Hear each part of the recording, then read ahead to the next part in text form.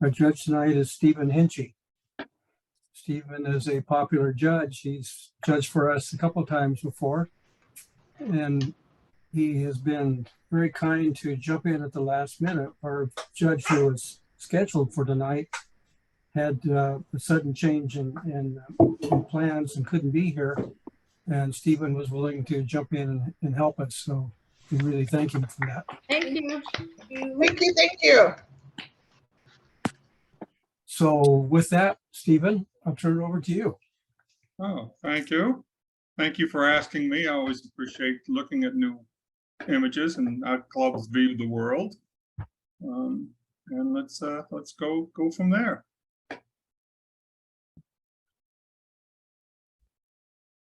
So we have 73 entries tonight, 22 in pictorial, 13 in travel. That's the first half of the evening.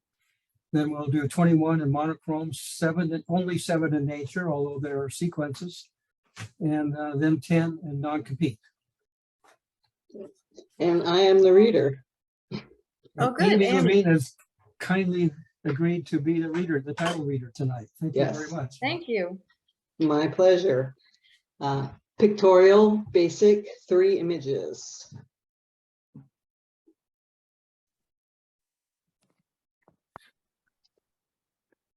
Dawn.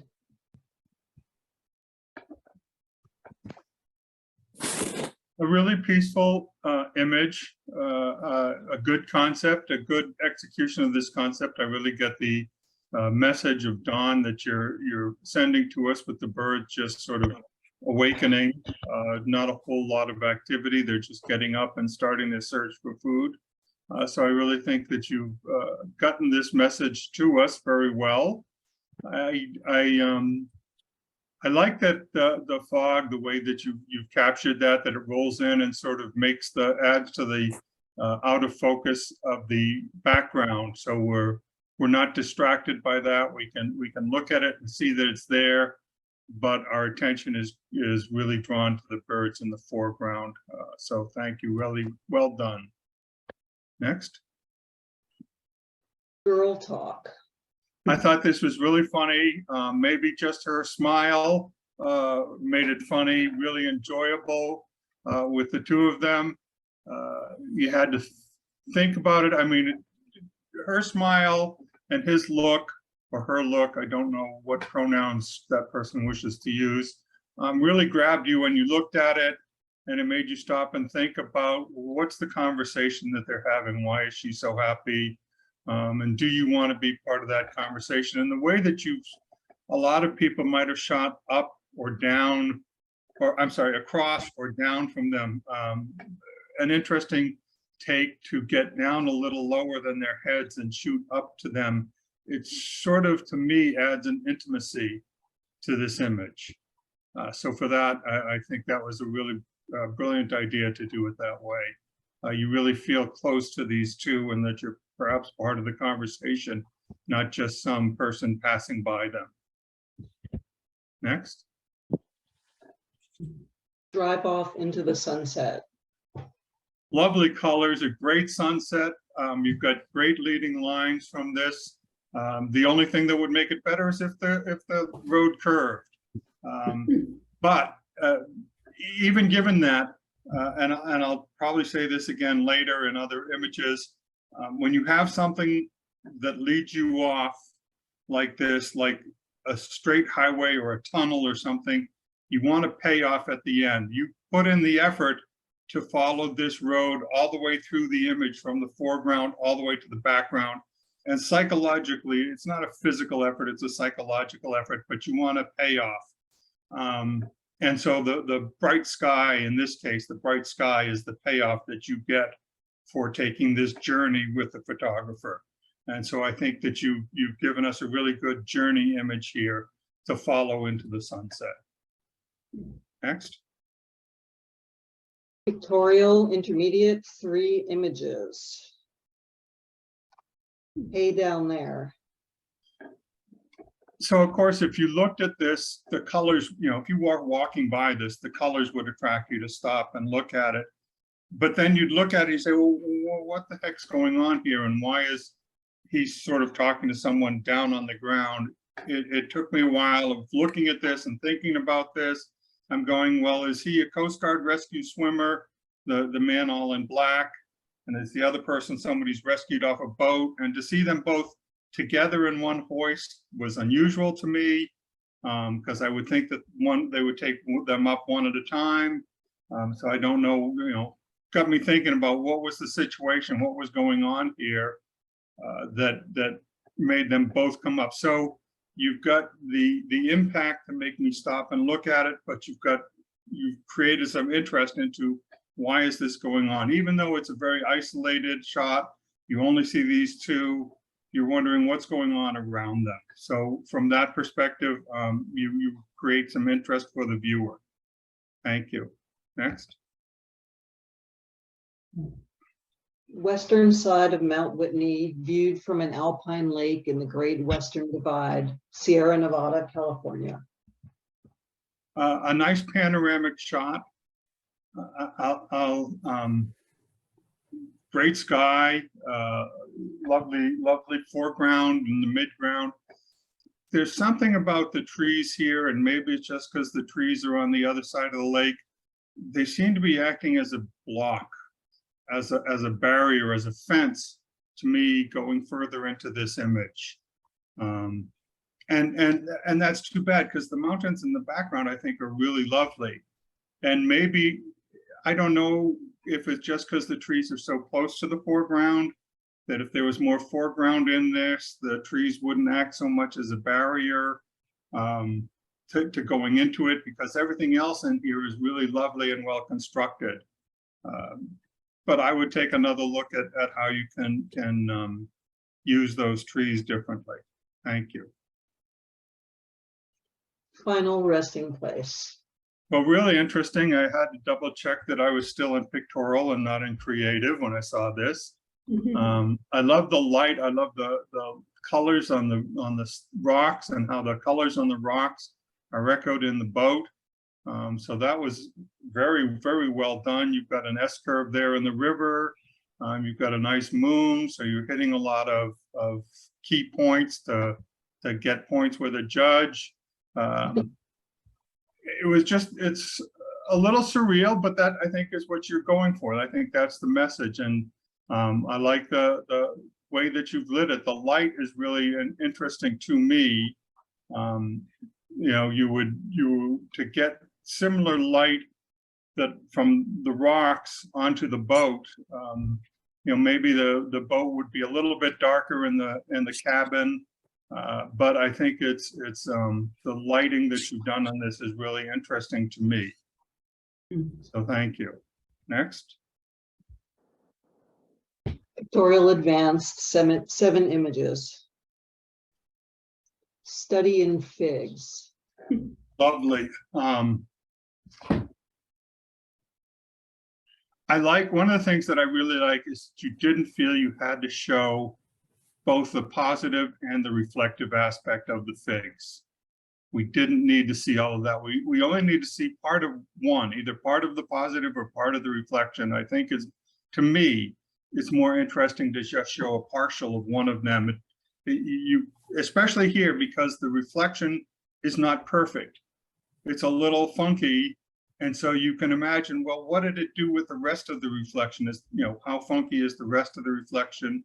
And being that it's a little distorted in the reflection, your eye might spend a little bit more time looking at it and matching up the positive with the reflection. So I think it adds interest in doing that.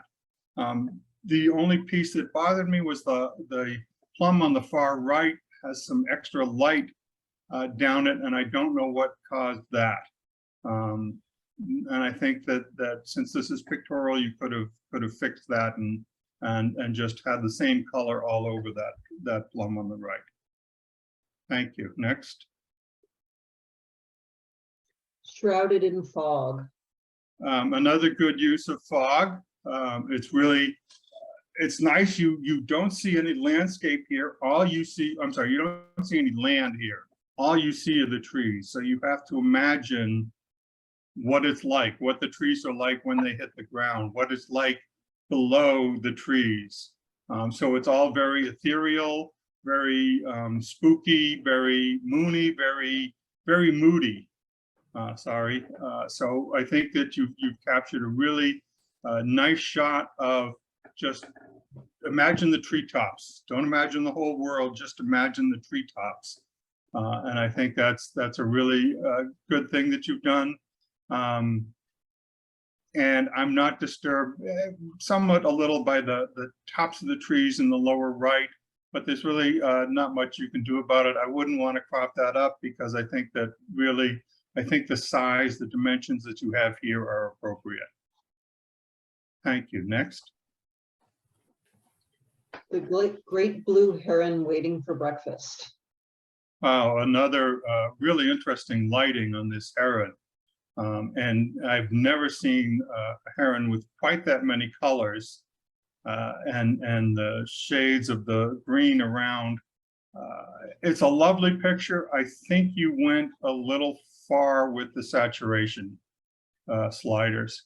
I think that the color in the heron is a little overdone and the green in the leaves is a little overdone. But other than that, I love the lighting on this image and the position of the heron and capturing him on that branch hunting, I think was very well done.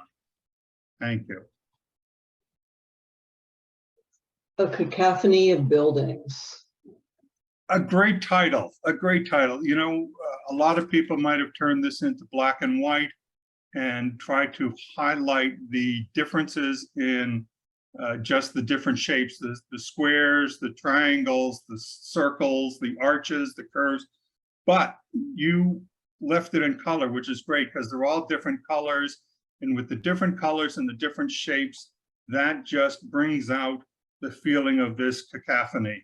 That they're all just talking to you at a different level, in a different language, in a different way, and they're all just coming at you from different angles. So I think that you really picked a title really matches the image very well. And I know we don't talk about titles necessarily a lot in Pictorial.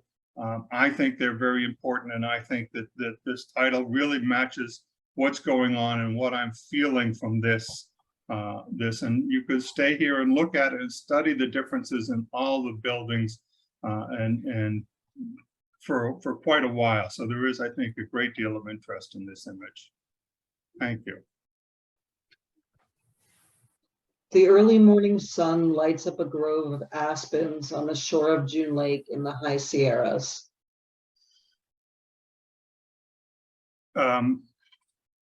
So the first thing I like in this image is that the horizon is not in the middle of the image. I think if you put the horizon in the middle of the image, it's nice. It's a nice image, but I think if you move the horizon off of the center, it adds more tension and more interest to the image. The other thing I like here, what I really like, is that the green trees seem to be surrounding the brown trees. So your interest is brought in and you capture these brown trees, and then you look at the reflection of these brown trees, and it's not a perfect reflection, which I love. So you sort of get more interest, I think, in these trees and their reflection than if it was a perfect reflection. And your eye might wander away, and yeah, you can catch a little of the hills, but again, the hills, the way they're coming down, feed you back down into the middle of the image, and the green trees sort of capture you and try to hold you down, looking at the brown trees and the water. And I love the colors of the trees and the colors of the water. And I like that there's somebody in there to give us perspective on size. And I even like the little, in this case, I do like the reeds in the lower right, because it tells us we're not standing on the water, we're standing on ground. And I think that will anchor the viewer in this image. So I think this is really well done. And you have just a little sky, which is good because it's a cloud-free sky, so it's not really interesting. So well done, thank you. Serenity. It is very somewhat serene. I might have thought about holding the exposure for just a little bit longer to make to even out the water here in the front. Right now there's a lot of turbidity in that water, which sort of fights with your title of serenity in my mind. I like that the water, the river sort of goes up and curves away. So if we follow the river upstream, we have to imagine, well, what happens if we go around that curve? What's the next thing that we're going to see? What's beyond this? Again, you've got a tunnel. All the trees here are leading us down. The water, although it's coming towards us, we're flowing up towards it. There's a lighted tree at the end, which sort of, I guess, is the destination and what can pay off for us following this tunnel of trees up to the curve of the river. So well seen. Thank you. A natural poser. A great natural poser. Good depth of field, but I think that in this case, people are going to want more of the flower to be all in focus. They're going to, and I realize you're probably outside, you're at the mercy of some wind, and parts of the flower are going to move differently and you're not going to be able to control it. But where you're showing us just this one flower, I think people are going to want more focus. And I might just burn down the background a little. There are a lot of light on the right and the far right and far left. I like the green right up the middle behind the flower. That's really, really interesting because it offsets with the colors of the flower itself. So a good attempt. Thank you. Pictorial masters, 9 images. A message from a family in our neighborhood during the COVID lockdown in March 2020. So whenever there's words in an image, the human mind will go to read those words, no matter where they are, no matter if they're the subject of your image or what have you. So you're going to go, your mind is going to go to read those words. What I like that you didn't do is you didn't make us look right at the words. They weren't horizontal to our frame of reference. They're more or less vertical to our frame of reference. It puts you a little off, adds a little tension to the image, adds a little bit more interest to the image, I think, than if they were just horizontal. So I like that. I like the colors. I like the idea that you went. I think that just turning it makes it a really much more interesting image than if you had shot it straight on. Thank you. Early morning candle purchase, Ethiopia. Lovely. And part of what I like, I mean, a lot of people might have focused in on just these 2 women. I like that you expanded it and you showed us the environment that they're in. So it's not just these 2 women isolated. We don't know what's happening, but we can see some of what's happening around them. They're not just standing in the middle of a street with nothing around them. So I really liked that. I didn't like on the left side, there's a gentleman's or a person's shirt that's pretty bright and it's cut off at his shoulder. I think since it's pictorial, you could have cloned him out or done something to make him not so visible.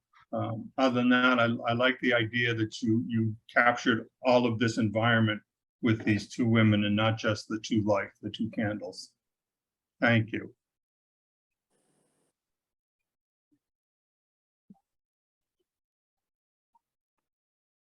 After a storm at Auburn Lake, Oregon. So lovely colors.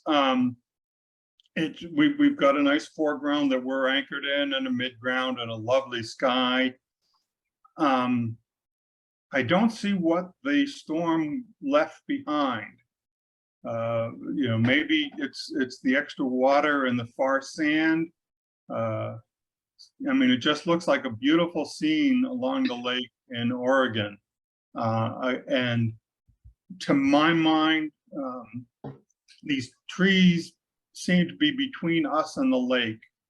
Maybe if you'd gotten a little closer to the lake, so that these trees aren't impeding our view of what your subject is. As you've told us, it's the lake. I mean, it's a lovely picture and a great sky, good colors in the mountains, but I don't see it matching the title that you've given us. But it's got some beautiful color in it. Thank you. Next. Tattered. Okay, title tells it all. It's a tattered flag. It's a lovely flag. It's isolated. It's coming in at an angle. So we've got a leading line of the pole leading us right up to the flag. The flag is nice and bright. Everything else, the background is nice and dark. So it's nothing really distracting too much in the background. You've got a good depth of field where the flag is what's in focus and the background is just a little out of focus. So I think this is very well captured. Just maybe look for a couple of bright spots in the background and darken them. Thank you. Rhythm of the city. I like looking at this. It made me think of a lot of things. First, it made me think of speakers, the rhythm of the city. And then I thought, well, no, it really looks like sound reflecting off all the glass.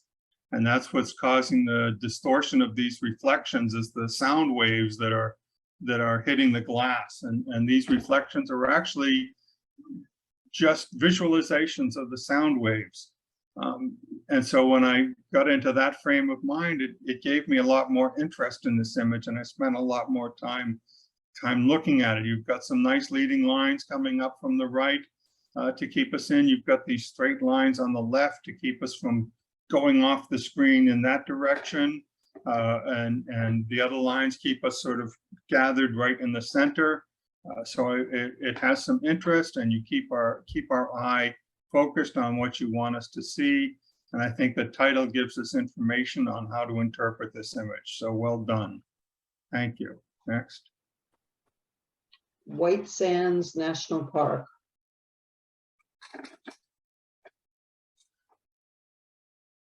Really interesting colors, you know, what there is of it. And I expected, you know, White Sands National Park to everything sort of be the same.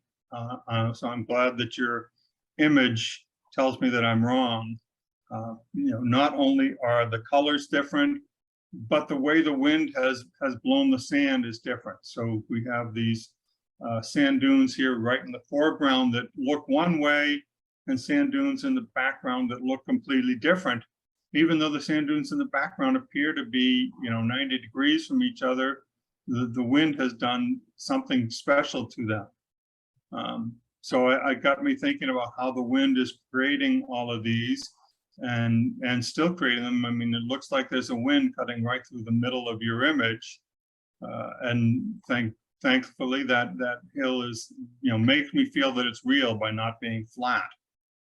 So it really added some interest to me, the different shapes to look at. So thank you. Next. Reflections on a calm winter's morning.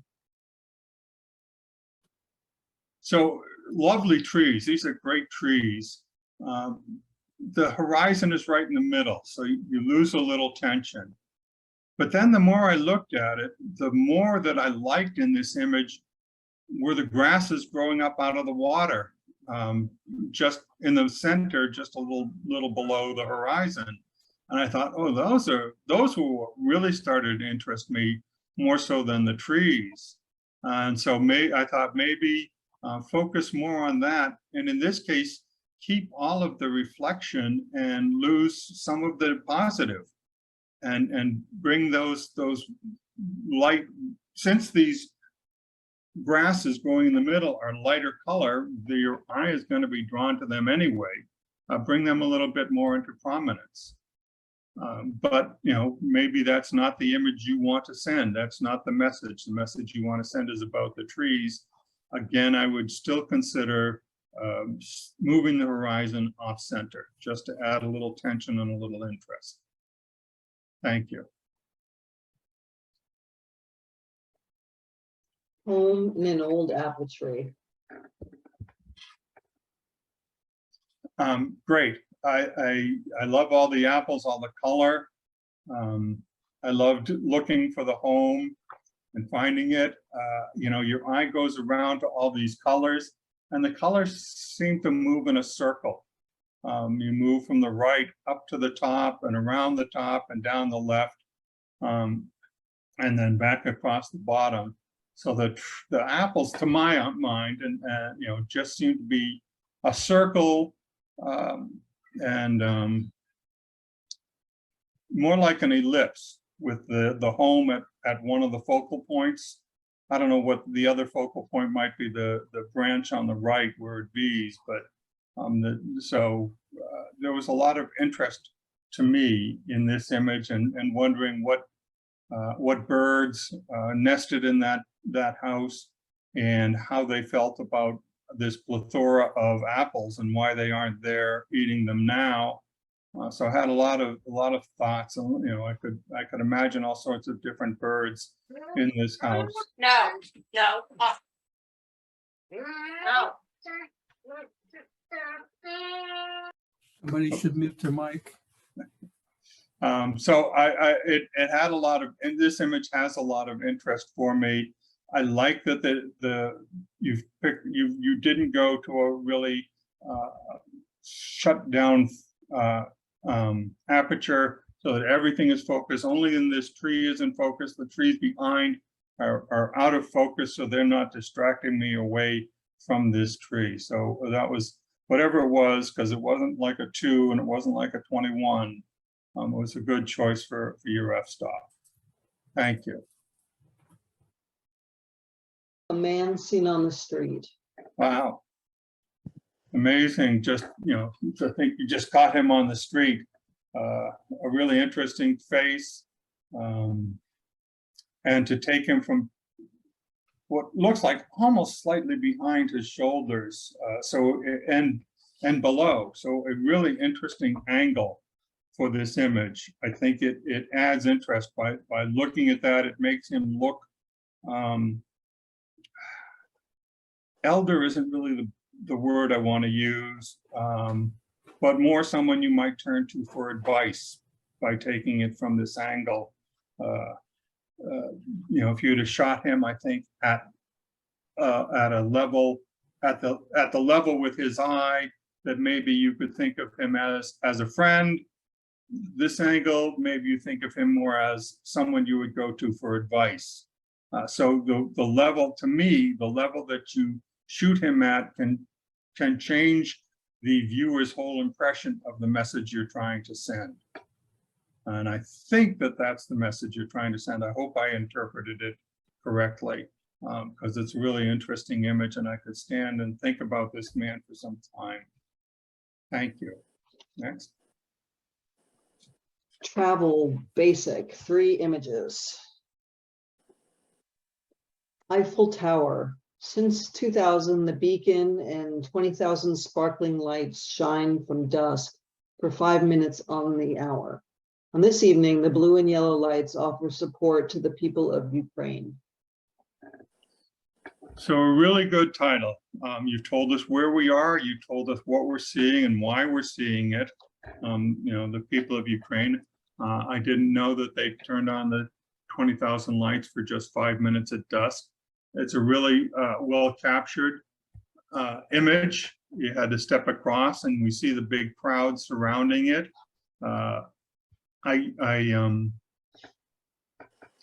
No, I'm not going to say anything about that. I think it's a lovely image. I think it gives me a really good feel for being in Paris and seeing the Eiffel Tower at dusk.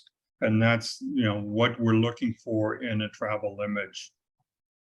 You know, if I went there, would I see this? Good, bad, or, you know, good or bad? Is this, you know, a true depiction of what is there? So I think you've done well. Thank you. Home for the night, Berber campground, Sahara Desert, Morocco. Lovely, lovely shot at night. And, you know, we don't have people to give us size, but we do have the camels to give us size. So we do have a perspective of how big these dwellings in this oasis really are. Lovely colors of the tents and the sand. I'm loving the colors of the sand that are catching up in the dunes, that are catching the last rays of the sun. These people are down hiding behind a dune to get out of the sun. So I do really feel like you've captured a feeling of this place and time. If I went there, this is what I would see. Thank you. Next. An indigenous flute player from Brazil's Xingu territory initiates a Quarup ceremony. Flutes are used to blow away sadness and evil as they honor the deceased members of their tribe. It's a great shot of him.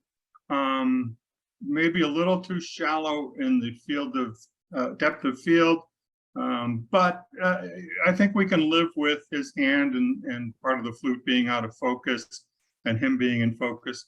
The problem that I have is in the rules from N4C for travel is close-up pictures of people or objects must include features that provide information about the location.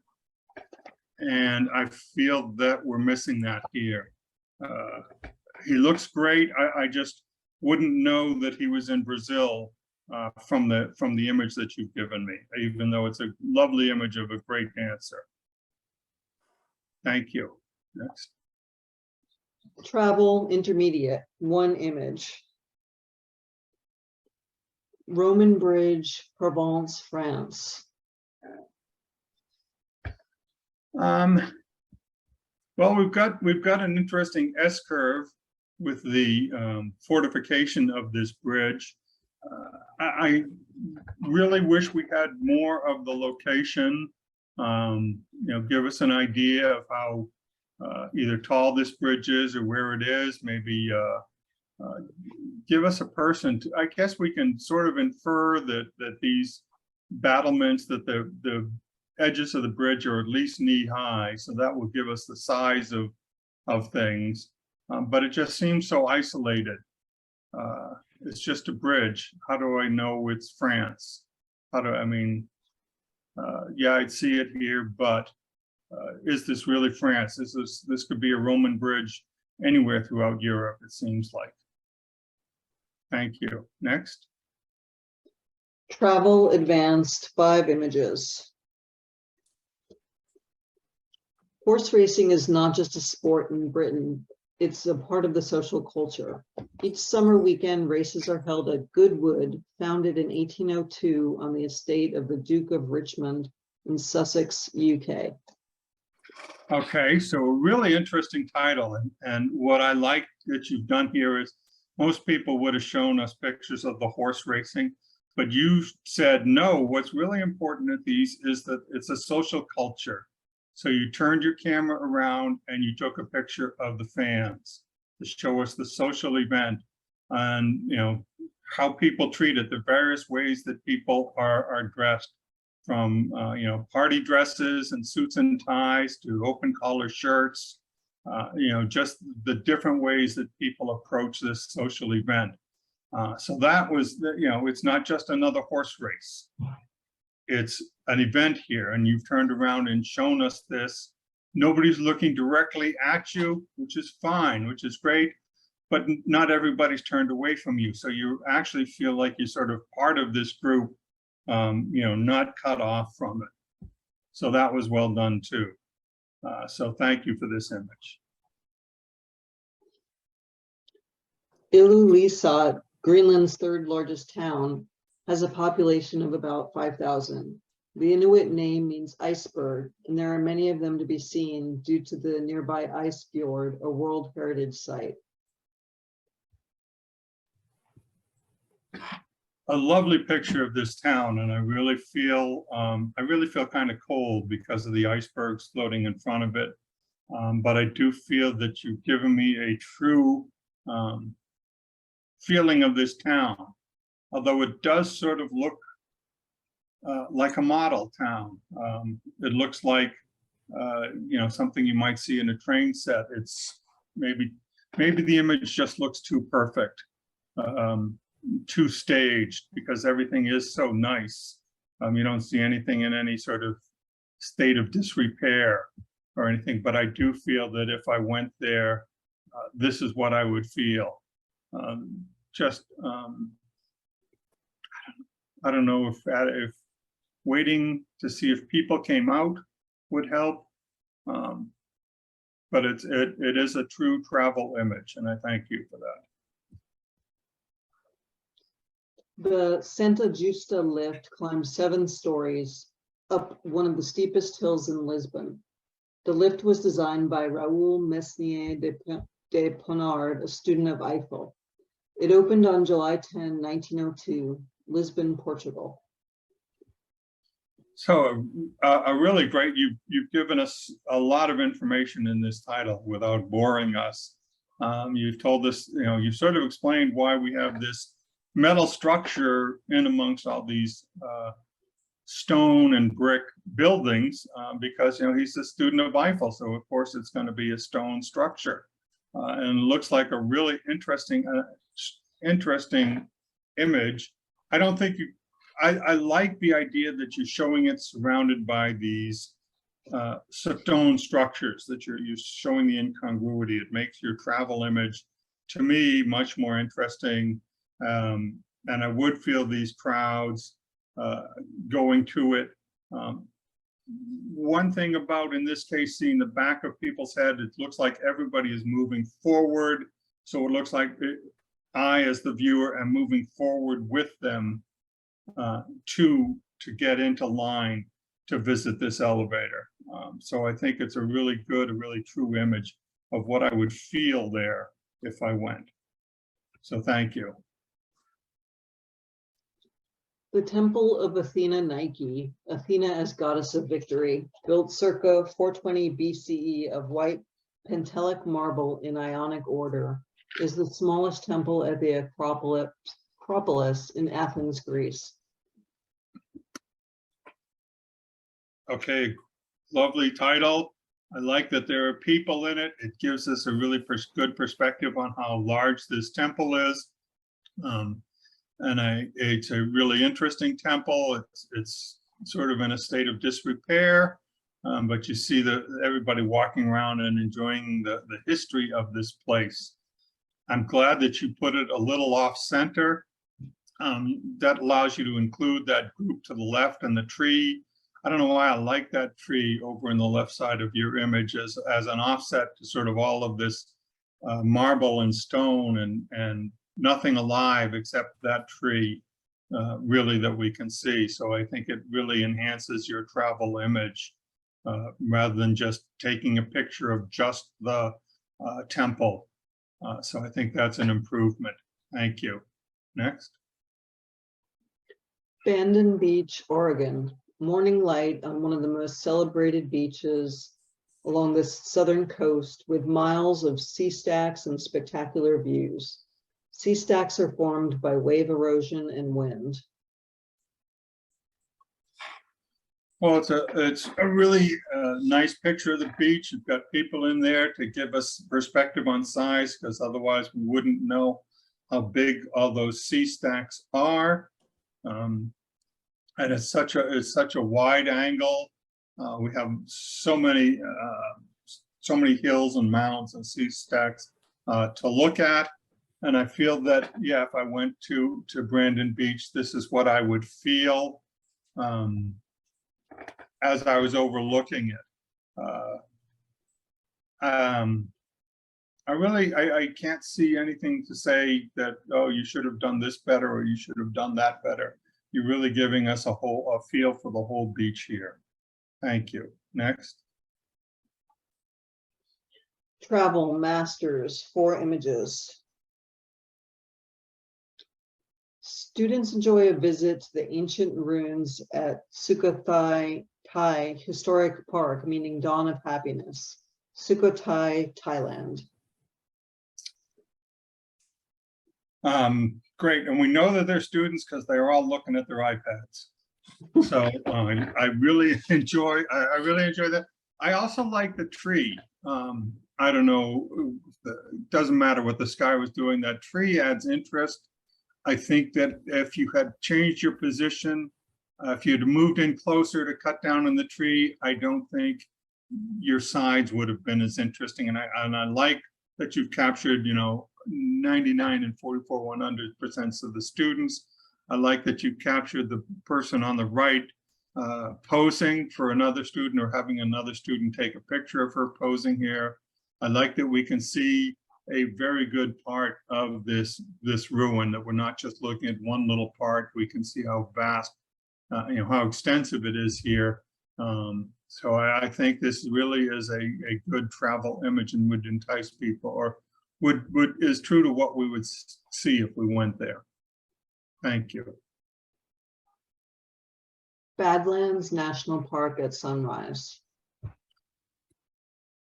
So much to see in this image, so much to look at.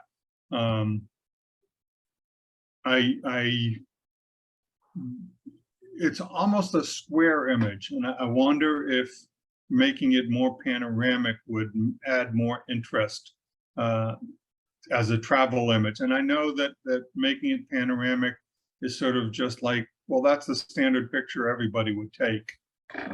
They'd make it panoramic and just show the rocks in the middle. And yes, that's what everybody would show. You're trying to be different and show me more of what I would see and feel at the Badlands. And so, who's wrong, who's right? There is no wrong, there is no right. There is what the photographer wishes their message to be to us. And their message is, don't get fooled by the Badlands just being, these stripes of rocks. There's other things. It's not all smooth sailing when you visit the Badlands, and this down here is part of why it's called the Badlands. So maybe it's a more, what this photographer has taken is a truer image of what it really is like if you were to go visit there. Thank you. Next. Horses belonging to nomadic herders graze in Gungalot Nature Reserve, a complex of high mountains, steppes, and wetlands, Mongolia. It's a really good, a nice title. And what drew me to the title was, okay, a complex of high mountains, steppes, and wetlands. And I feel like I see all three in this image. I feel like I see the mountains. I feel like the flat land where the horses are grazing are the steppes. And this foreground here, where you've got all this, everything seems to flow, that's the wetlands. So you've shown me everything you've told me in one image. So for that, I think you've done well. And the sky is interesting. So, do you want to keep it? Do you want to make the picture more panoramic? That's up to you. I love the light on the horses that you've done. I think it makes them interesting, and I'm glad you included the horse to the far left. I don't know if you did that to include him or just to include all of the mountains, but I think having him over there makes the image more interesting. So it makes it a more interesting travel image. So thank you. On the Amazon in Peru, the shamans function as a prophet, a diviner, and a healer for their village. This shaman uses cigarette smoke as a diagnostic tool on the sick. Well, an interesting story about using the cigarette smoke as a diagnostic tool. She's very colorfully dressed, but if you didn't tell me that she was in the Amazon in Peru, I couldn't tell that from your image. Again, we've gone in close on one person, and we really don't have information in the image about where we're located. And the N4C rules really want us to know more about the environment rather than just one person. So thank you. Okay, we'll take a break. We've covered pictorial and travel. We'll come up with monochrome in about 5 minutes. We'll take a 5-minute break. So we'll move to monochrome. Monochrome basic 3 images.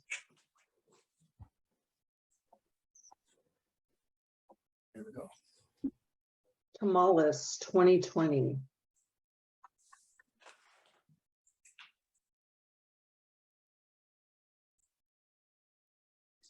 We have our judge back. He's muted. Okay. Thought he was. Sorry, I didn't realize. Forgot I had muted myself. A really interesting road, but it sort of is not that interesting. You know, it's just off dead center, and it's straight as an arrow.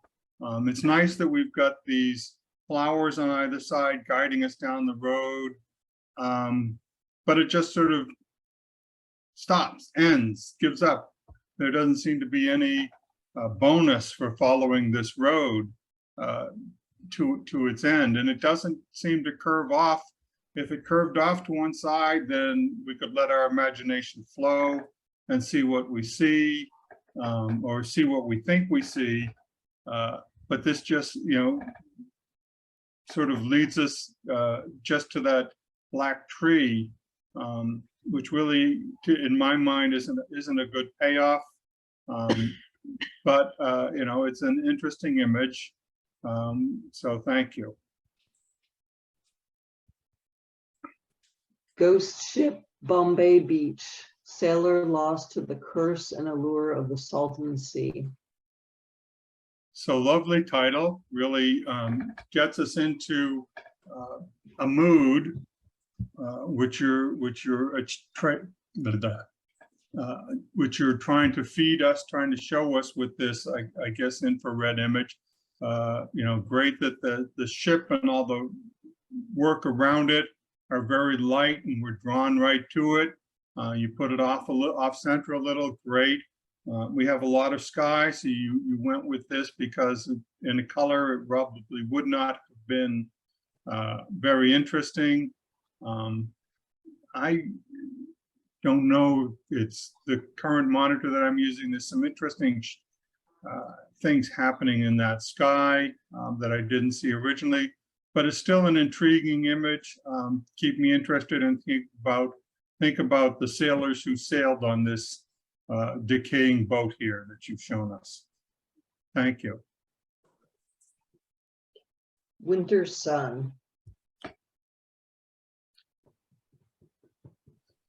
A great image. I like how the trees sort of lean in to keep us centered in this image, to hold us so that our eyes don't wander off the top. You've got this big piece of snow in the bottom that we can come down and hit and sort of bounce back up. Maybe, I guess it's all the shade that the trees provide that are breaking up the sun, because you don't have problems with the snow. The snow didn't give you any problems, and snow is really highly reflective. So getting good exposure with snow is something that's really difficult to do. And you've captured this snow, and it looks like what I would expect snow to see. I like how the sun is sort of reaching around and through that tree, so I don't mind the sun being in the middle of the image because it's such a dominant feature, and everything else sort of is keeping me holding my eye right in the middle. So a well-taken shot. Thank you. Monochrome intermediate, 3 images. Under the hood of a prized muscle car, you'll not find any rust or grime on the supercharger pulley and belt. Really interesting close-up that you'd go this close in on the supercharger. So it's an interesting, really good concept. Who would have gone down to take a look at how the belt just meshes so well with the supercharger? And I mean, that's what you notice when looking at this image, and that's what you think about is, well, how well the two mesh and work together. I think I might have burnt down a little some of the stuff in the background, so when I look at the belt, I'm not drawn off to the upper left or lower left. But other than that, I think it's a really interesting picture of the belt and the supercharger. Thank you. A friend roasting a lamb in a Himalayan shepherd's hut, Kashmir, 1970. So when I look at this, I have to wonder, did you shoot it in black and white, or did you shoot it in color and convert it? Since it is, you say, from so long ago. The reason I ask is that we lose a lot of detail in this image. And it's almost as if his head is almost floating, because there's no detail in his jacket, just a little lightness on his right shoulder.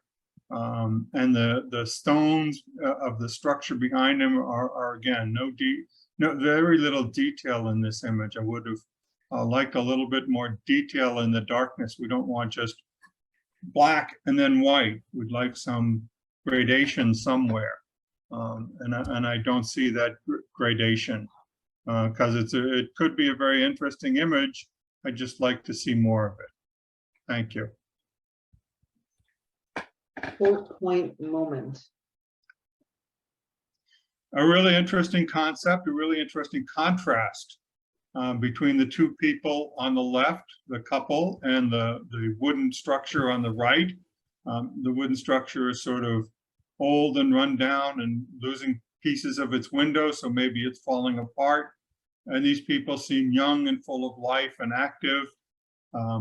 And I like that you went to black and white. I'm sure there are a lot of different variations of color and all the bricks and all the wood. So we're not distracted by that. We just see bricks, we see shapes, we see the triangle on the roof of the hut. We see rectangles and squares, and in the hut itself, we see arches in the stone that they're standing on. So I think really going to black and white really enhanced our appreciation of your message in this image. Thank you. Monochrome advanced, 7 images. The understory.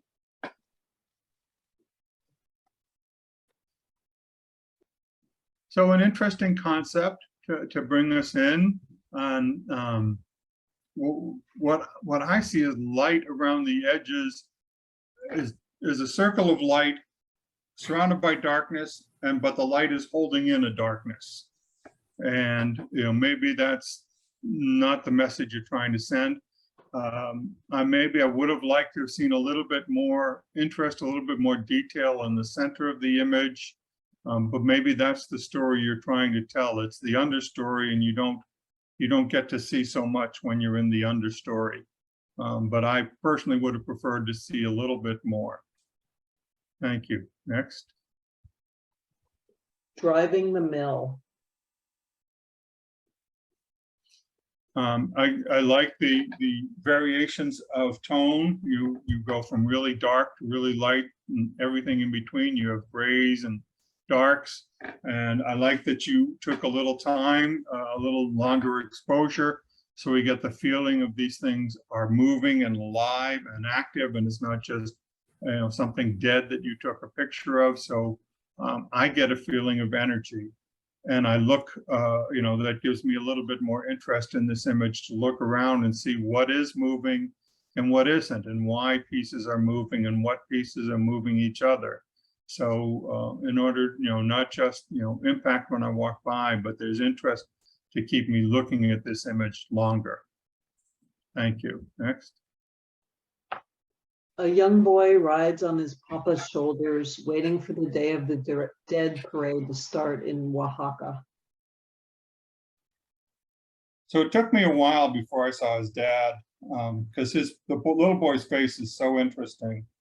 I don't know who did the makeup on his face, but his face was just really interesting to me. The contrast between the left and the right side are just so very well done, and they sort of blend into each other. And I think that moving this to black and white really enhanced that impression. Otherwise, we'd see obvious changes in color going from one side to the other. And it wouldn't have struck us as one piece, but as, you know, a left side and a right side, whereas here it's all just one face.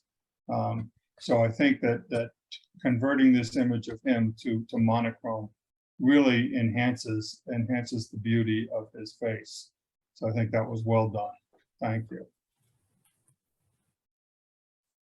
Titans.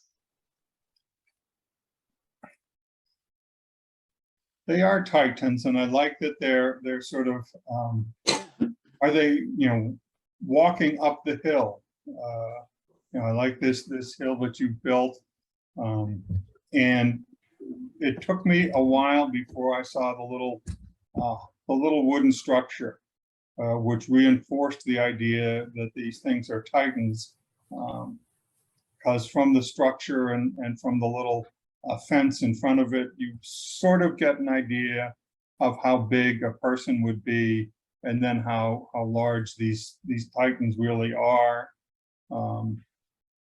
I guess the colors in the hills might have been distracting in color, and that's why you chose it. I mean, you know, you really have to have a reason normally these days to shoot in black and white, because there's no, you know, added expense to shoot in color. So I guess the hills were distracting, and you wanted us to focus on these Titans and focus on this little house. And I like that the house is really dark and the Titans are sort of light, so it gives another contrast there. So I think this was well seen. Thank you. Agave leaf coming out of the dark.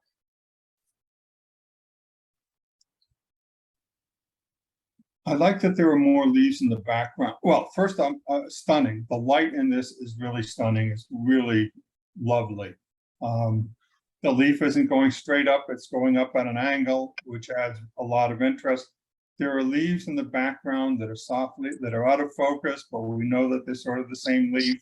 We can see them, but they're a nice shade, that they're not distracting us from enjoying this primary leaf. And I love the light, the way that it's hitting this leaf. You know, I don't know how you did that we're not getting reflections on the leaves in the background, but I'm appreciating the technique that you had in doing that. I think it was well shot, well collected, and well seen. Thank you. Business District, Bodie, California. So I like that we can concentrate on all the textures. We're again not distracted by colors.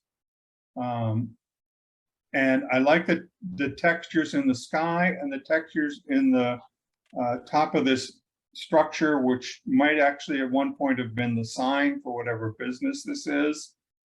That texture is really intriguing to me. And then you have the texture of the wood and the texture of the grass. So I'm glad you included the grass, and you've got this S-shaped little path that walks us right up to the building. We hit the door, and then we expand our view to hit the windows, and then the signage area, and then the sky. So you sort of walk us right into everything in this with just that little path. Just sort of walks us into the rest of the image. So well done. Thank you. Next. We were once in a glorious forest, said he. It is, and to me, you know, this looks very creative, but I think it's very realistic, which is surprising. You know, it's a little shocking that this is what the trees look like. I like that you've gone down and captured them for us and let us see this. And again, you know, converting it to monochrome makes the trees feel that much more ominous or dead, more distant from what they were when they were a forest. And they were glorious, and they had bark, and they had trees, and so converting it to black and white brings us even further from when they were a glorious forest, and reinforces the title that you're giving us to look at. I think that's a really good title to reinforce the message that I am taking away from this image. Thank you. Monochrome masters, 8 images, lines. Lots of lines. And it took me a while at first I wanted the lines in the background to be lighter, but the more I looked at this, the more interested I had in it. I said, no, I don't want them to be lighter. I want them to stay, where they are. I think that the exposure on them enhances them. They are part of the backdrop. They're not part of the forefront of this image. They're to enhance the background. And enhance what we're looking at here in the foreground. And we've got, shades, we've got tones from very bright to very dark. So it's all very interesting. And then there are all these shapes, all these triangular shapes to keep us interested. And I did a whole presentation in my club on what triangles mean, when they're floating, when they're attached to something, when they're upside down, when they're at an angle. So triangles mean a lot of different things psychologically. So I think that this image really can show the impact that triangles can have. Thank you. Petrified Forest National Park. A lovely image of the petrified forest. But you've given us the title is the Petrified Forest, but most of the images of the sky. And maybe that, maybe your title should have been about the sky. It's a lovely, very interesting sky, all those cloud formations. Maybe something that told us about those cloud formations. I think if you're going to tell us that you want us to look at this for the Petrified Forest, then maybe the forest should play a predominant role or a more important role in the image, because the forest is lovely. The lines that have made over all the eons that it takes to create them are very interesting. So maybe they should be more prominent. Thank you. Silver sunset.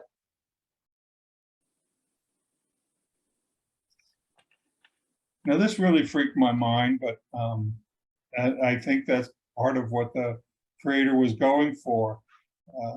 Part of it is that to me, this is a person down here at the bottom, but his head, his face seems to meld into the ground around him. His torso stands out, but then his head is sort of part of the ground. What are you saying about that? What are you saying about the human impact on this area?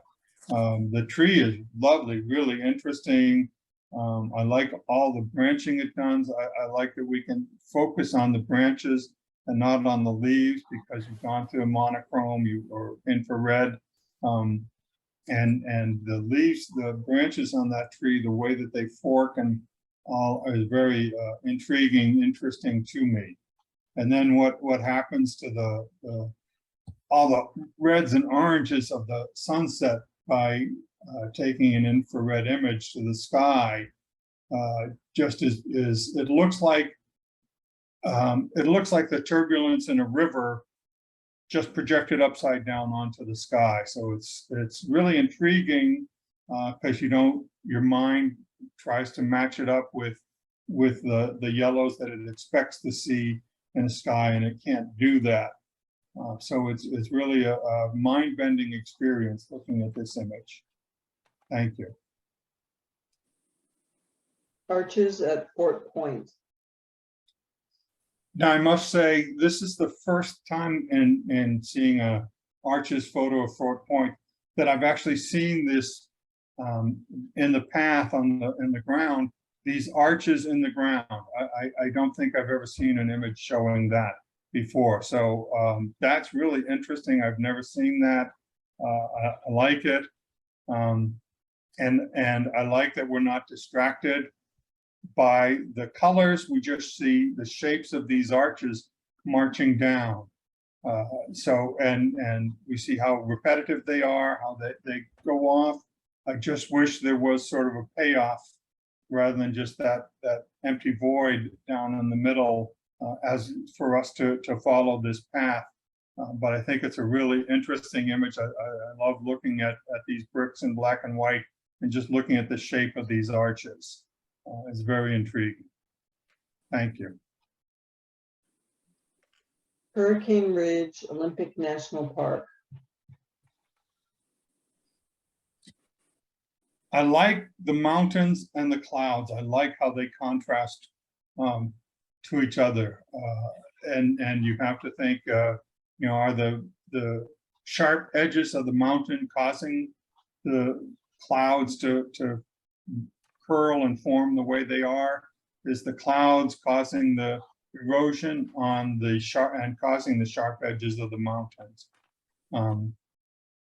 I don't like that there's so much black at the bottom, but I wouldn't trim it away because I think that makes it look ugly. I think that you need as much of these mountains as you can show. And then I thought, hey, do I want to, in this case, I didn't want to bring more, I didn't want to expose the black in the bottom more. I didn't want to see more of the individual trees. It sort of acts as a barrier. It stops me from falling off of the bottom of the image, and it sort of directs me back up to the lightness of the mountains and the lightness of the clouds. So you can't do anything. You can't, if you cut those trees out, you'd have such a small little image, it wouldn't be interesting to look at. And I think if you got into the raw and said, okay, let's bring up the contrast or bring down the contrast, let's change the exposure, let's do this to make them more visible, I think that would be distracting from the mountains as well. So I think leaving the trees as dark as they are, it took me a while to reach that conclusion, but I think leaving the trees as dark as they are actually enhances this image. Thank you. Next. The Point Reyes was built in 1942.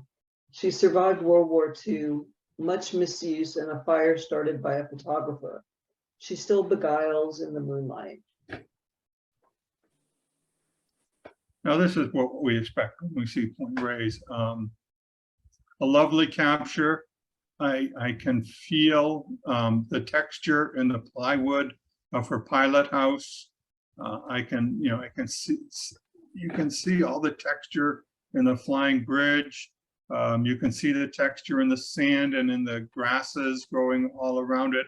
And that's just by making this a monochrome. You're not just, you can still see that what this boat is and how interesting it is, but you can feel more of the texture by going to a monochrome, I think. And maybe it looks like, I don't know, well, you had some clouds and some blue, so the sky was neither here nor there as far as going to blue, as far as going to monochrome. But I think that it really provides a nice backdrop for the boat. And you told us it was taken at night, so we expect to see either a star or a planet, showing up at some point. There's just a little bright spot right in the middle of the boat that I would have toned down. But other than that, lovely. Thank you. King of Wings. Lovely. I'm so glad you put a person in there to give us perspective for how much this wing hangs out.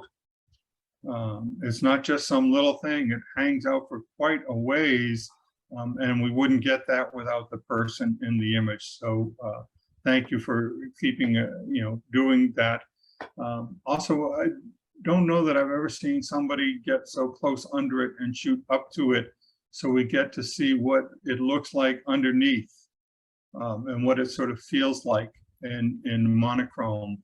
So I think that was a good decision as well to make.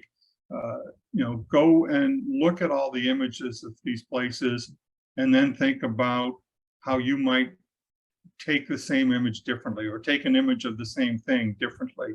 And I think that by shooting up and getting under it. I don't think there are that many pictures from that angle of it. And I think you've done a good job. So thank you. Next. Yucca plant shadows and tile spirals. Really good. You could look at this for some time. I like how the shadows from the leaves contrast and complement the tiles. The spaces between the tiles seem to match with the leaves, and which is which, and which is natural and which is man-made. So I think you could spend a lot of time here looking at just those two pieces of this image and being interested in that. I don't want to, I think that you've done a really good job of cropping this. We don't need to see the plants. We don't need to see the planters. We don't need to see more of the tile. We don't need to see less. I think we're seeing just enough of the plant, but we're seeing a lot of the shadows, and which is, it's nice to see a little bit of what is causing the shadow. We don't need to see all of what's causing the shadow. Our minds can work to fill in the details there in this case, and just be pleased to look at the shadows and the dark spaces between the tiles. I think that's really an interesting point. That's, to me, what I'm drawn to in this image. Thank you. Nature, basic, 2 images. Bald eagle, Haliaetus leucocephalus, flying over an abundant oyster bed, is intent on grabbing his prey. Well, this is a great picture of a bald eagle, lovely picture of a bald eagle.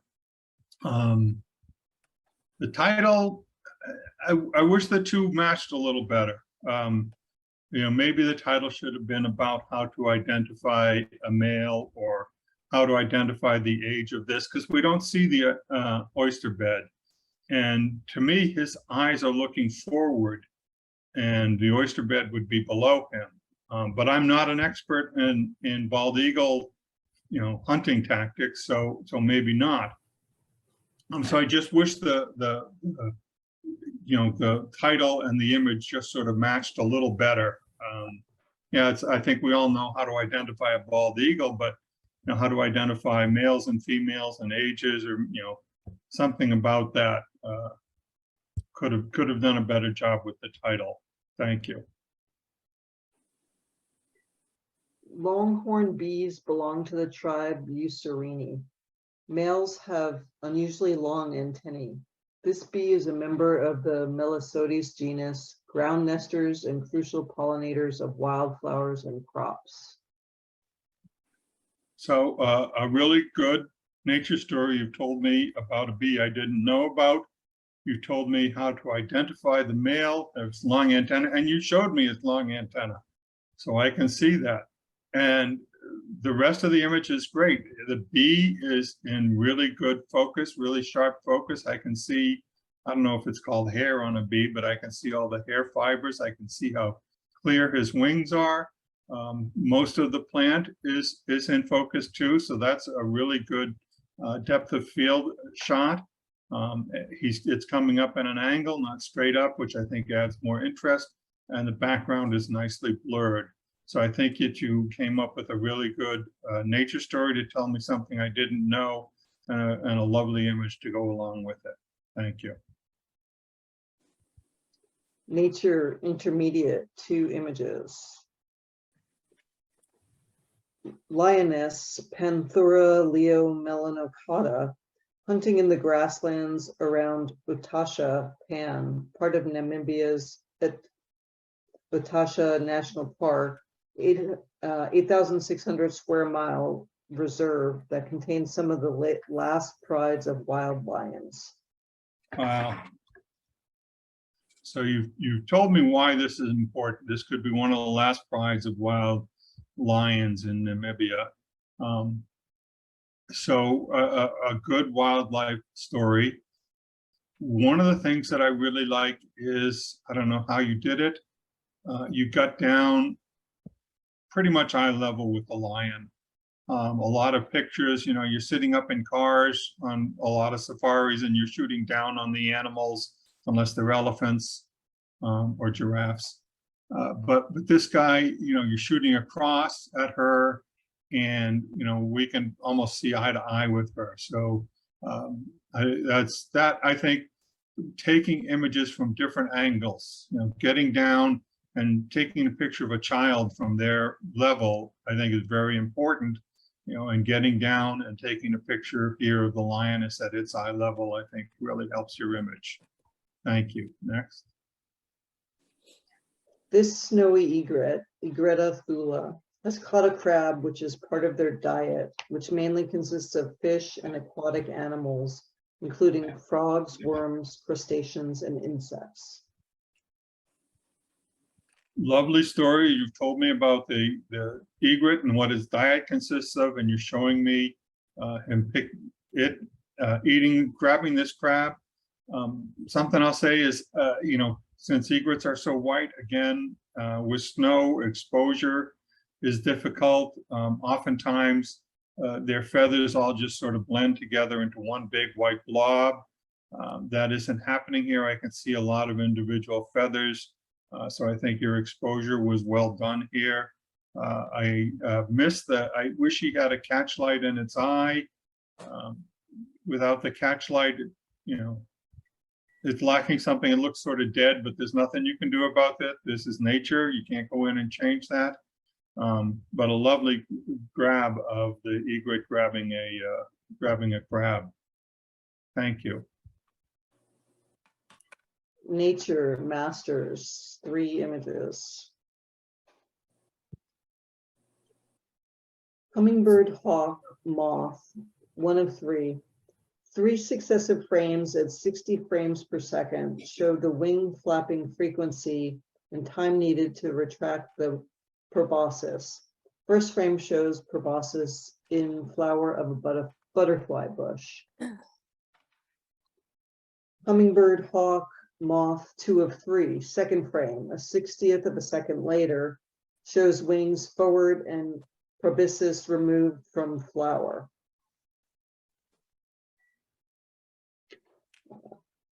Hummingbird, hawk, moth, 3 of 3. Third frame shows proboscis fully retracted and wings back to begin new flap. Total elapsed time is 30 milliseconds. Hiles Lineata, Santa Fe, New Mexico.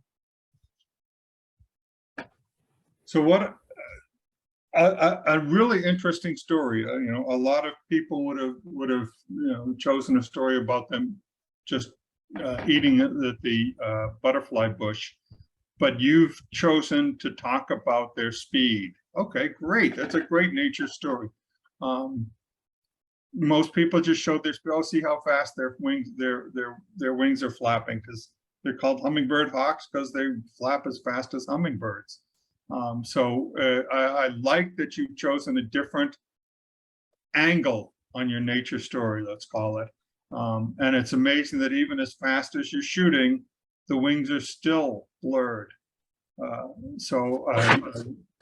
like this. I like how in focus this moth is. You've got his antenna and his face in focus, most of his body. I don't mind that the proboscis is out of focus because it is in focus. So well done. Can we take a look at the next one? Great. You get to see all of his proboscis, even though it's a little out of focus right at the tip because it's moving so fast. That just indicates how fast it's moving. Great depth of field. I don't mind so much that the plant is out of focus for most of it, because that's not what we're concerned with. We're concerned with this moth. And then last one, great shot. We've got the whole moth in focus except for his wings. The proboscis is in focus. It's you know, just you're focused right on him. So I think it was an interesting take on the story of the hummingbird moth, and I think really What? 3 good images to support it. Thank you. Oh, it's fine. I just thought you'd want to, I don't know. No, it's nothing particular. Ellen, You please.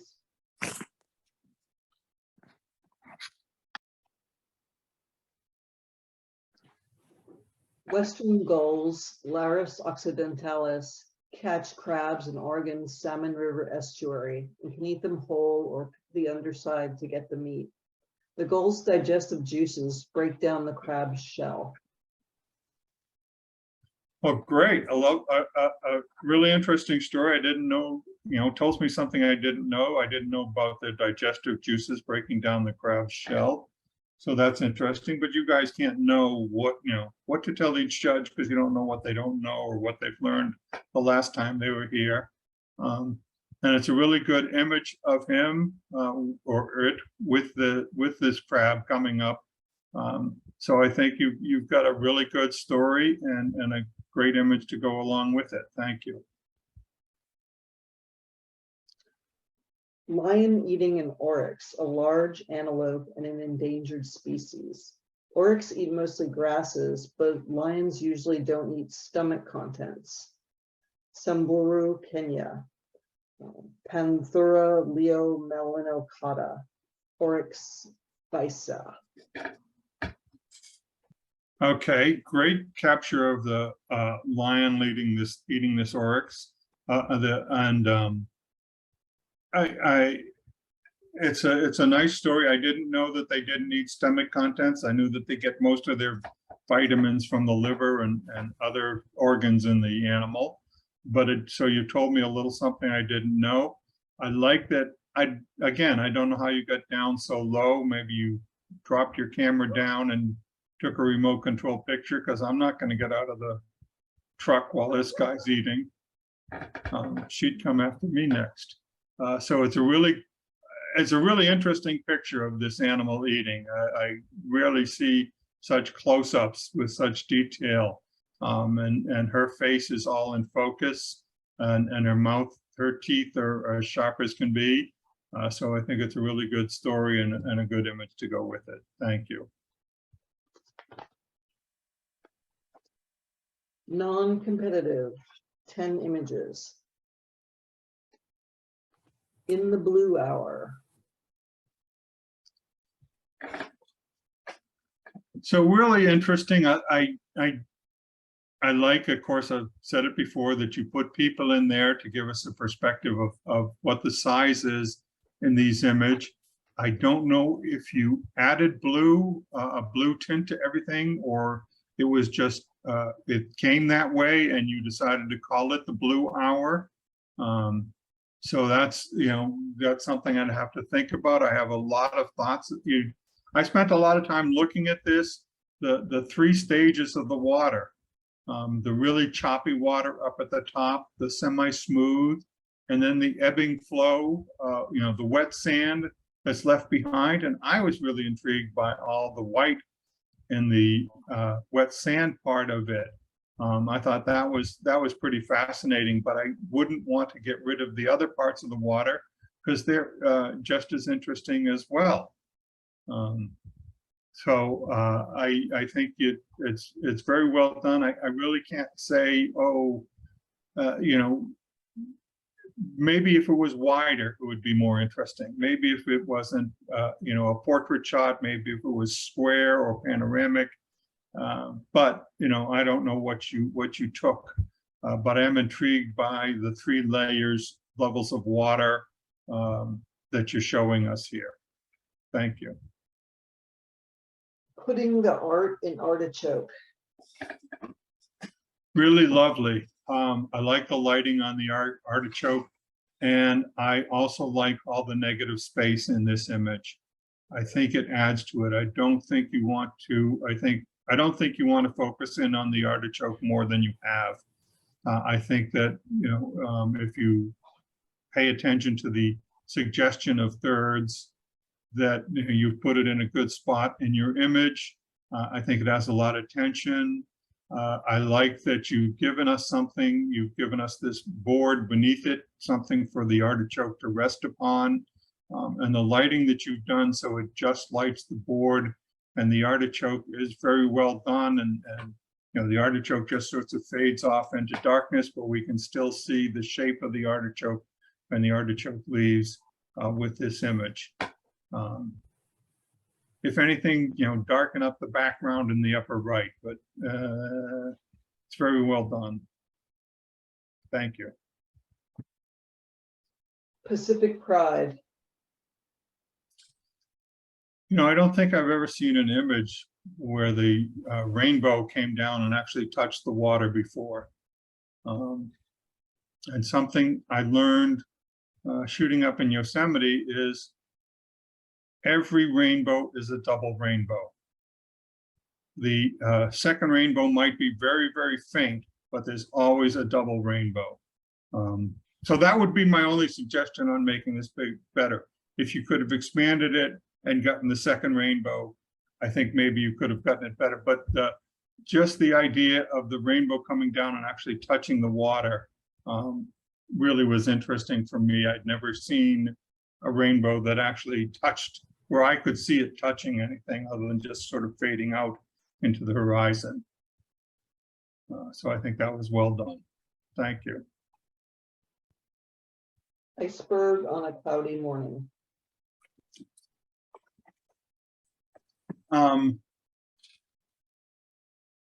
I don't know how you could give us a perspective on how big this is. The bird really doesn't do it, and I don't know how how else to do it. But it's an interesting and okay. So I didn't really like your border. The border sort of upset me. It sort of made the iceberg look artificial. I'm having enough problems because the sea is so calm here, and there's like a straight line across the bottom of this iceberg that when I hit your border, that just disturbed my mind. Other than that, because it's a lovely iceberg, and the contrast between the iceberg and the sky, and between the iceberg and the waters, are something to look at and think about. But I would try a different border. Thank you. August Vista. Well, interesting that you went with this sort of painterly feel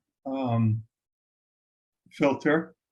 It's a really nice image. This patch of dirt and this patch of ground in the forefront is sort of blocking me. So I'm sort of standing on water, then there's this patch of dirt, and then there's more water. And I'm wondering if just to the left of this patch of dirt, the two parts of the water don't connect. And I think if you could have included that, that might have been more interesting, or to exclude the water just down at the bottom, so that I don't have this discord between the two pieces of water. That's, it's a personal thing. Maybe it doesn't seem like a disconnect to you.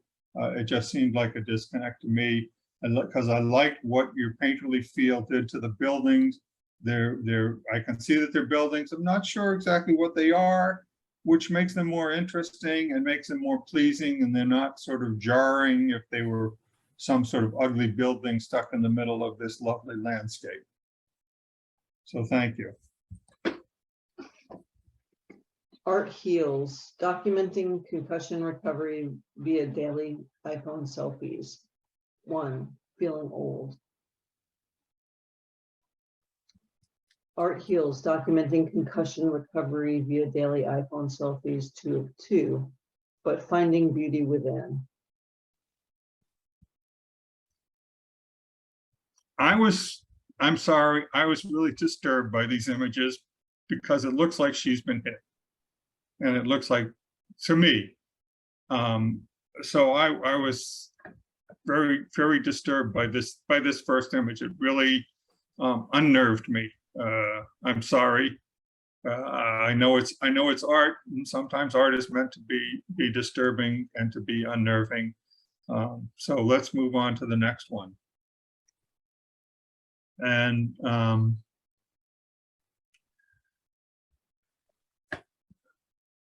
finding beauty within, an interesting concept and a nice try. I think that maybe if we had gone in a little bit more on the contusion and focused on that more and didn't have anything around it, we could have found the beauty in the contusion if it was more prominent in the image. But that's just maybe, you know, you find the beauty already. I wanted to isolate the contusion in the eye more to try to find the beauty in it. Thank you. Look to the skyline. Yeah, look to the skyline and get vertigo.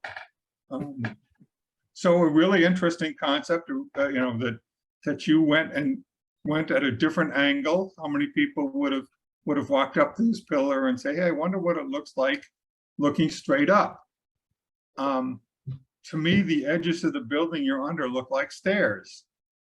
I don't know if that was part of your message, but it looks like stairs. And these are all leading lines. All the buildings, the pillar are just leading lines leading me right up to those steps to heaven.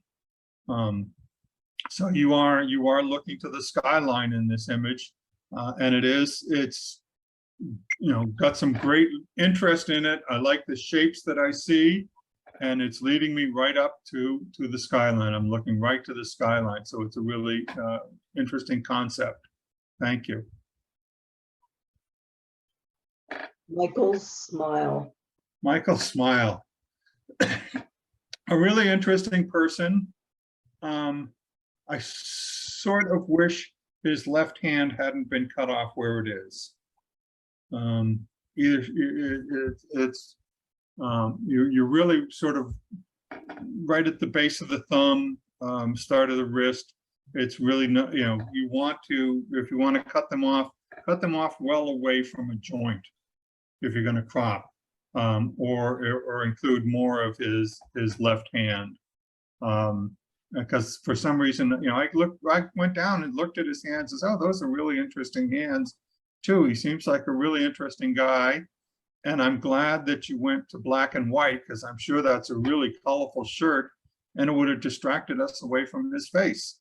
And he seems like a really interesting person. So, so a good choice to go to black and white. Thank you. Timeless beauty. You know, I had an image where the model posed like this and I got dinged because I didn't show the whole arm, and I still don't understand the problem, but you know, maybe somebody someday can explain it to me. Really, I like the feel that you've given to this with the filters that you've used. The only thing that bothers me, I wish there was less texture in her hand, and maybe that her hand, the texture in her hand matched closer to the texture in her face. It just seems so bubbly and you know, wrapped, and none of that happened to the rest of her skin. Why did it happen to her hands? But other than that, I think it's a really interesting image of this person. Thank you. Palouse, the old barn ain't what it just to be. Lovely. So I look at this and I see a lot of different shapes. And I'm hoping that you thought about doing this in monochrome to bring these shapes out. Right now, that turquoise blue door seems to be grabbing my eye even more than the red door in the middle of the image. That turquoise blue door just seems to grab my eye. But there are so many other shapes in this image that are interesting. I just wonder about going to monochrome. The only concern I have going to monochrome is all the wires on the left, if that would just turn into one dark blob.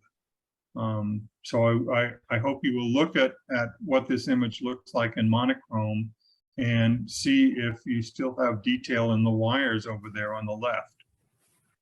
If you don't, You know, if you want to keep it in color, try to find some way to make that door less distracting, unless that door becomes the subject of your image. Thank you.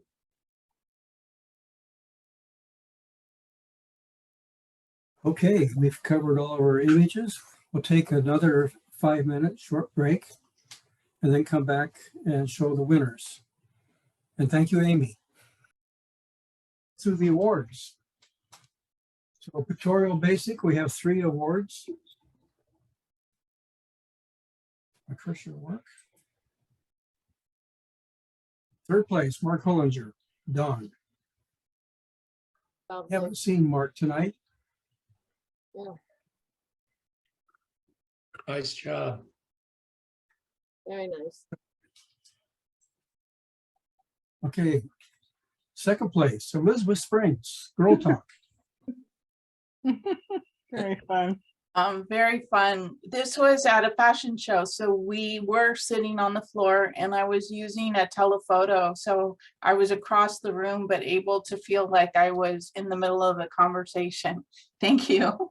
Very nice. Great. Really great. 1st place, Amy Levine.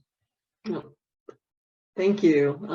Yeah, I was there to shoot the lightning storm that was on the other side, and then turned around and looked at that and walked out into the middle of the road and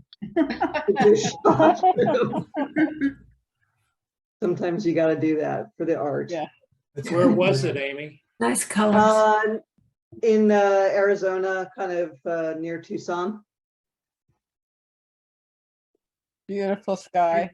Yeah. Okay, intermediate, 3 awards. 3rd place, Pat Carlson. Oh, thank you. Yeah, this is, I don't know how to get rid of the trees, actually. It's part of that Alpine Lake, but it's about 30 miles back into the backcountry where we like to backpack. So it was just a cloudy day and I used a telephoto. Pretty location. Great. Yeah, we like it. Beautiful. Points for the hike. And really, it's only a 30-mile hike, huh? What? It's light for you guys, the 30-mile hike. Yeah, we usually spend about 3 weeks back in the backcountry if we can. I don't know if we'll be able to do that as much now as we are a little older, but yeah, hopefully. Congratulations. Beautiful. 2nd place, Laura Stansfield. Thank you. Yeah, my only thing when I was submitting is I don't know when you decided it should be creative or pictorial. So, but I like it. It's nice. Yeah. Nice. It's your choice. Nice and Nice, moody. Laura.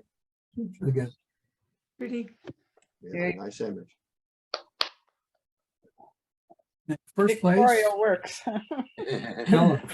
Wow. Thank you. This was at the Bodega Fishermen's Festival a few years ago, and they were demonstrating helicopter rescue. So I was just happy one of the images had some expression and I got it. Yeah. Nice capture. Nice. Great. Actually, Looks like Mark Yeah. Wahlberg. Great colors, great capture. 3 awards. Place, Tricia Brown. Yay. Oh, Thank Pretty. you. This was taken from the car going across the Bay Bridge, looking at all the fabulous buildings in San Francisco. So thanks. great colors. Very Nice. interesting. Nice. Yeah. Love the personalities. Yeah.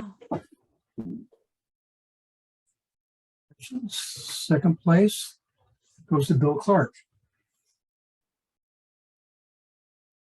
Don't think it's here. Someday we'll see him again, huh? 1st place, Ronnie. no. Wonder if she flooded the bottom part. You know that. The app. It's really pretty. Nice. Beautiful effect. Really gorgeous. Here's 5 images, 5 awards. We'll mention Tamara Krauthammer. Don't think she's here. Yeah, she's kind of in Africa for. Wrong time zone.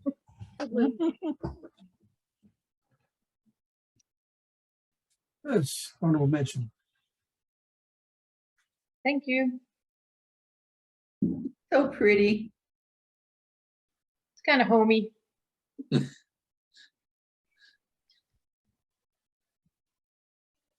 Place, Michael.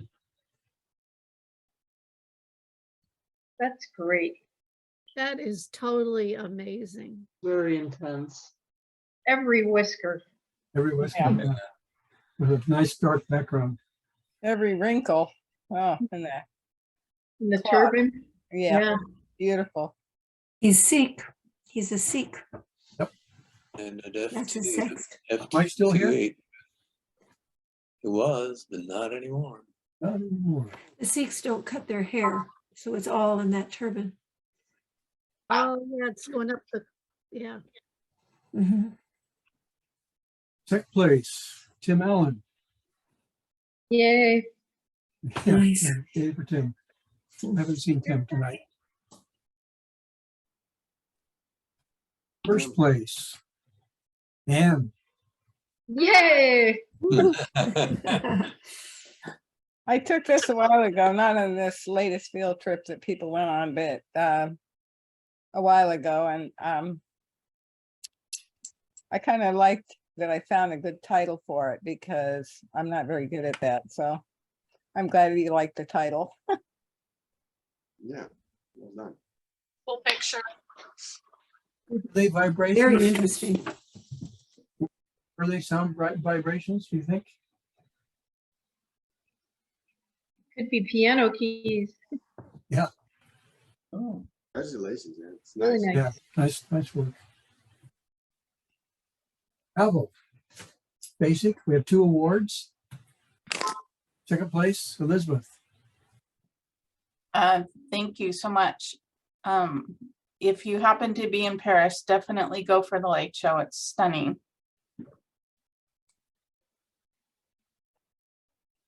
Nice. Very nice. Congratulations. In first place, Amy Levine. oh, thank you. You really kind of like understand what an oasis is when you go across the desert and then you finally see something, you know, civilization of sorts. So trying to capture that, I think. How did you travel? What was your mode of travel? Camel. How far from another town is this? Did you stay here or? We didn't, I don't think this was actually where we stayed. We stayed at another little campground, but I think it was an all day from Fez out to the edge of the desert. And then we got there at about 4 o'clock, waited to take off till the sun went a little bit down, and then went out by camel. To our Amazing camp. light. Yeah. Yeah. Amazing light. Nice. Travel advanced, 3 images. Nice, Linda. Beautiful. Well done, Linda. Beautiful. I like the color. You still here, Linda?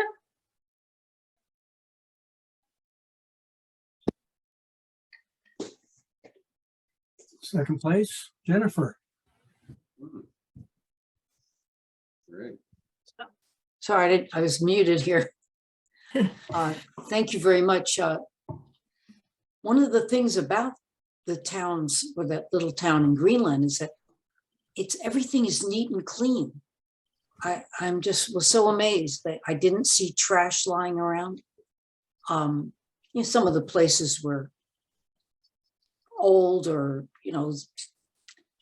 not perfect looking by our standards, but they kept what they had really, really clean. And it was really wonderful place to visit, to see this ice so close, to be on land and look out the window and the first thing you see is icebergs. Anyway, thank you very much. Wonderful. Nice. First place goes to Bill Clark. Wow, that's cool. Congratulations. Here's travel, 3 images, 3 awards. Third place, Jack. Gorgeous, Jack. It's beautiful. That's gorgeous. Love Love. those layers. And Lovely. Where's Jack? Oh, he's probably gonna get up early and deal with the great. Yeah, he's probably sleeping. kind of reminds me of cake layers. Yeah, looks like kind of like frosting. Yeah. Good. Really amazing. Second place, that's me. Yay. Hooray. Horses, huh, Good Bill? job. Yeah, I'm giving a members moment in a couple of weeks, and I was looking for an opening shot for Mongolian horses and found this, and then spent a long time on the title. And I'm glad I did, because Stephen obviously made it. Obviously, the title made a big difference, so that's great. Thank you. Thank you very much. Can't wait job. for your Nice. moment. Yeah. Yeah, looking forward to that. Yeah, me too. Me too. And first place, Ann Abrams. And wow. Oh my God. Gorgeous shot. Wow, congrats. This was one of my favorite places that we visited when we went to Thailand, and Lou Jean and Barry took us to this fabulous historic park, and it was littered with students for some celebration. And so anyway, it was a fun day. So thank you. Congratulations. Nice, all the colors of the students tied in well with the tree up above too. Yeah. Okay, Monochrome Basic 3 awards. Third place, Amy. Ah, trifecta. No, Yeah. almost. Thank you. This was the ice day that there was an ice storm and there was still ice in the trees, and saw the sun coming through there, and it was just, everything was glittering. It was just perfect. Perfect winter image, I thought. So Yeah. thank you. Congratulations. Nicely done. Very nice. Second place, Mark Hollinger. And Mark is not here. First place, Elizabeth. Ghost Ship. Oh, thank you. I kind of like Bombay Beach, but it is black and white to me, and this isn't infrared. I just reversed the black and white image, and it just spoke to me that way. So thank you. Congratulations. Nice to Cool. speak. Clever idea. Yep. Intermediate, 3 awards. Third place, Pat. Oops, thank you. Yeah, it was really hard with an old film image that was converted digitally to get more depth. I was fortunate to be able to get this much out of it. It was an old image, but we lost the person in the image recently, so I spent a lot of time on the image, sharing the image with his family and grandchildren. And it was in a pretty amazing place. Right next door to us in the same hut, a family moved in with their water buffalo. So it was, very interesting. Good aromas. Well, actually, the person in this picture helped found Chez Panisse, believe it or not. Oh. He was one of the movers and shakers for Chez Panisse restaurant. So, yeah, I thought it was appropriate that he had a lamb that, he helped cook one of our early meals. Maybe not Chez Panisse quality, but Congratulations. Thanks. Second place, Ellen. Nice. Sorry, unmute. Thank you. Well, it kind of speaks for itself. It was an beautiful day at Fort Point, and I was happy I caught this couple. And I felt black and white was better for it. Nice balance. Yeah. I love the birds. Yeah, the birds too. Yeah. They cooperated. Yeah, they sure did. Looks like the couple would really benefit from having this image. It's really, really nice. Yeah. Great. Yeah, I unfortunately did not meet them, so Yeah. can't give it to them. The title is nice and subtle. It's perfect. Mhm. Congratulations. First place, Laura Stansfield. All right, Laura. Congrats. Thank you. Yeah. I went to American Graffiti car show thing and found it a little overwhelming to photograph. So I started focusing on parts of cars. And then when I got my car service last week, I asked the mechanic, I showed him a picture. I'm like, what is this? So at least I can tell what it was because I had no idea what it was. Did he say it was a clean one? Yeah, I said, I got this photo and I need to, what is it? And so, yeah, he told me so I could put a title on it. So thank you. Good Congratulations. research. Whatever it takes. Good job. Right. Very good. Monochrome Advanced, 4 awards. Steve. Thanks. This is just taking my boat up to get it. Oh. Up there at Lake Sonoma and trying to find some images to shoot at sunrise, just after sunrise. And this one spoke to me. I helped build that lake up there and was part of this whole thing before it was a lake and whatnot. So it's a very special place for me. These trees, I actually remember some of these trees and places and stuff. So it means much more to me than it would to most anybody else. But thanks. Really nice. Thank you. Third place, Bill Clark. Second place, Gary. Yeah, we were out at Sturgeon's Mill, and actually this is the steam donkey, and so I just like the wheels moving. So with a tripod like that, I wanted to set it up and try to make everything sharp with a lot of texture, but have the wheels moving so that it had, that sense of action with it too. So, and that's what I came up with. That was a fun field trip. Thanks for putting that on, Tony. Great job, Gary. Yeah, really Nice. nice. Well done. Nice. Very good.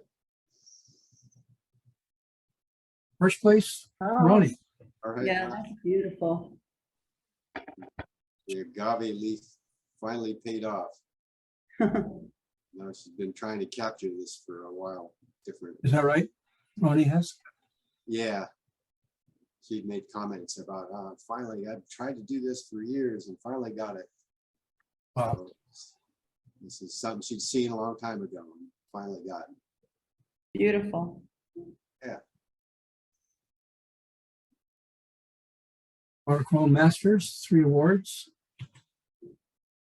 Nice, Tony.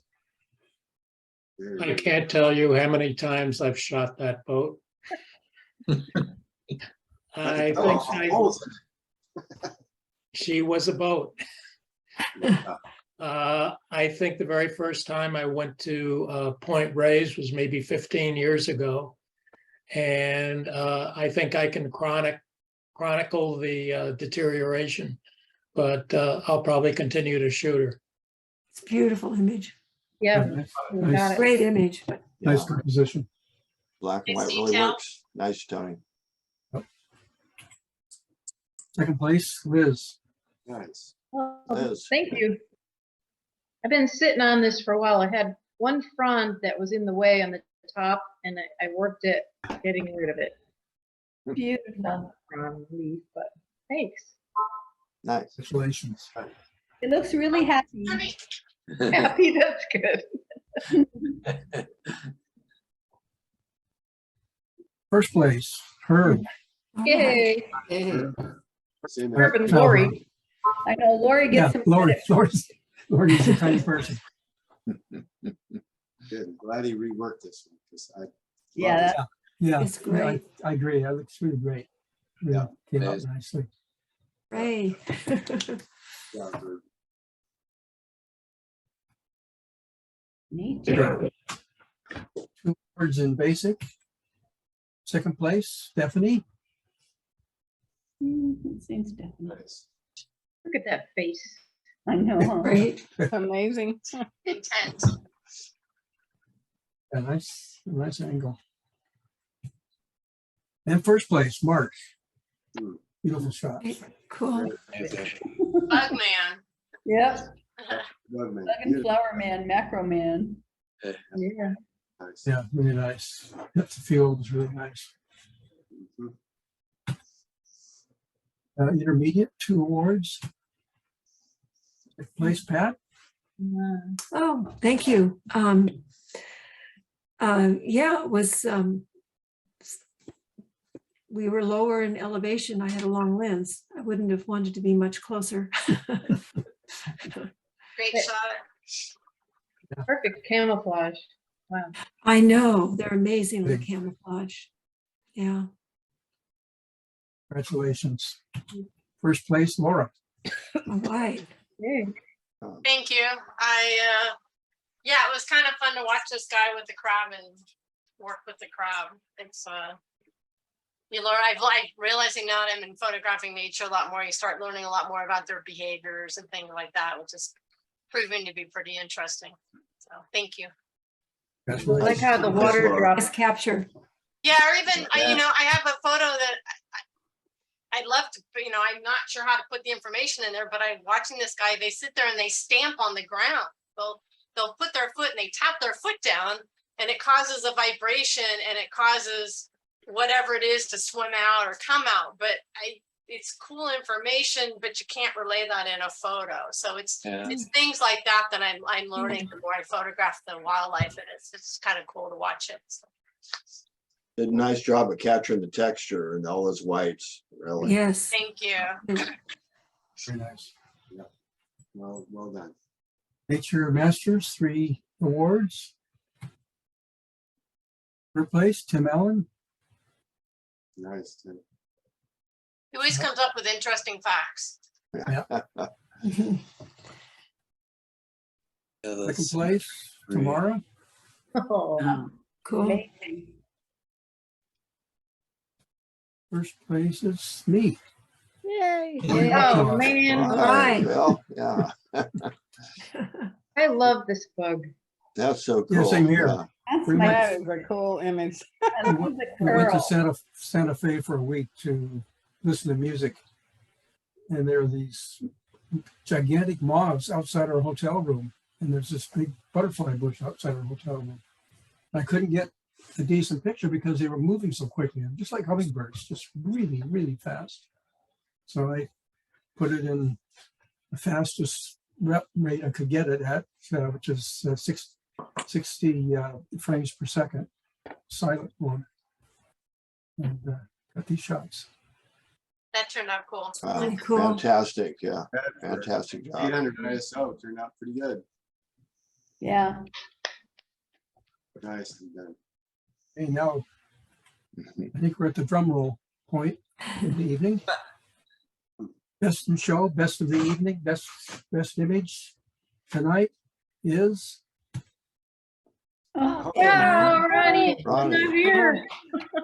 Yeah, Ronnie. so it was really cool hearing that she'd been working on this. Was that you, Yes. Steve, that said that? Yeah. Yeah, that was really Yeah, that's Wow. Very But sensual. she's not here to see this. yeah. Yeah. No kidding. Wish I could remember- listen. Coaching her on her early images and stuff like that, and then seeing how well she's progressed. And then I got her into Alan Shapiro and his macro and flower photography, and she just possessed with it, doing all this stuff. She's so good at it. So she went from like, okay, she's starting to get it, to now she's just like mastering all this stuff. She's really, really gotten good. I've really been enjoyed seeing her, her and like Laura as well. Both just possessed with this stuff and getting so good. So it's really good to see. Good job, Ronnie. Yeah. Ray. Yeah, good night. Done for the evening. Thank you, Stephen. Thank you, everyone. Thank you. Thank you. Yeah, Stephen, me. thank you. Yep, thank you, Stephen. Stephen, Yeah, good You're night, welcome. everybody. Yeah, you did Ooh, great. filling in at the weeks. last moment. Yeah, really, thanks. In honor of the Queen. Bill, and thanks, Amy. Yeah, in honor Thanks, of the Amy. Queen. Good. Yeah, Yeah, Amy, Oh, great yeah. job reading. That's a hard job. it's hard to do. Thank you. Yeah, And I'm Amy, broadcasting thanks. from the East Coast, so I'm going to bed now. Oh, good. Good job. Okay. Good night, All right. everybody. Good night, everyone.